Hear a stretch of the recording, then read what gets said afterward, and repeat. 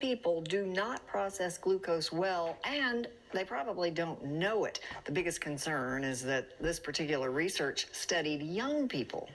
And lucky for us, a mathematician and biochemist became fascinated with glucose and now spends her time teaching people how to balance their sugar levels without giving up the foods that we love. We're live now with Jessie Inchauspé, who is the author of Glucose Revolution. Jessie, welcome to Live at 9 here in Memphis. Glad to see you this morning.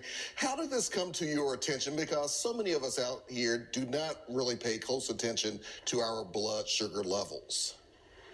So for me personally, I discovered I had dysregulated glucose levels and that these glucose spikes, so very rapid increases in your blood sugar levels after eating, were triggering mental health issues in myself. And so I dove into the research and I was like, what is this molecule? Why does it matter? And I found out actually that 90% of us experience these blood sugar spikes every day without knowing it. And they lead to issues such as cravings, poor energy, poor sleep, acne, hormonal issues, and then long-term chronic illnesses. We associate sugar levels and problems with that with diabetes, but there are so many other long-term chronic illnesses that this feeds into. Is that why, in your opinion, it's so urgent to get people to check before they know they have a problem? Absolutely, absolutely. So for a long time, we thought it was only diabetics who should worry about glucose levels, but now the science is showing us that glucose levels affect everything in our body, and our mental health as well. So we're talking long-term, you could develop fatty liver disease, Alzheimer's disease, you have higher risk for cancer if your glucose levels are dysregulated. I mean, glucose spikes are something that we all need to be paying attention to right now. Jessie also talked to us, though, about maybe the need for giving up some of the foods that we love. Is this necessarily the case for all of us? Well, I love pasta and I love chocolate cake. So when I learned about the science and that I had to flatten my glucose curves and avoid these spikes, I wanted to find a way to do that without giving up these foods that I love. So in my book, Glucose Revolution, I actually synthesize the latest science and give you really easy tips that allow you to still eat all the pasta and the chocolate cake that you love without creating those glucose spikes that have harmful consequences. And if you would, give us an example of maybe one or two of those tips. Absolutely. So the first one I would say is eat your food in the right order.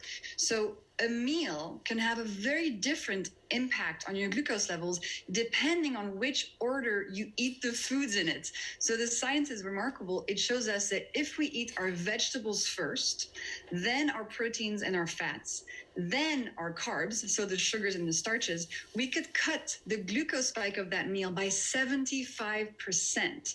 So you're not changing what you're eating, just how you're eating, and this can help you heal so many mental and physical struggles. Wow. My earpiece just went out, so I hope I don't repeat something you said, but what role does exercise play, and is cardio better, or weight training, or a combination? So exercise is always a good idea and is going to help you balance your glucose levels. But one of the hacks I share is very powerful. After your meals, use your muscles for 10 minutes. And it can be anything. It can be walking around the block. It can be folding your laundry. It can be dancing to your favorite song. If you just add these 10 minutes of moderate exercise after a meal, you can flatten the glucose spike of that meal by up to 30%. So you're still eating the same meal that you're used to eating, but by adding this little exercise snack, you really help your body heal. So you're saying just 10 minutes? That's all that's needed? Absolutely, yeah. It's really not that much, and it makes a huge difference, especially for those of us who suffer from the post-meal coma, the food coma or the crash. I used to have this all the time, and the 10 minutes of using your muscles really helps get rid of that. I have to read the entire book to find out if my best friend, the white potato, has any place in my life, but I bet you there's a hack in there for that. Thank you so much, Jessie. The Glucose Revolution. It's time for more of us to join that revolution for sure. Thank you, Jessie. That is for sure. Thank you so much.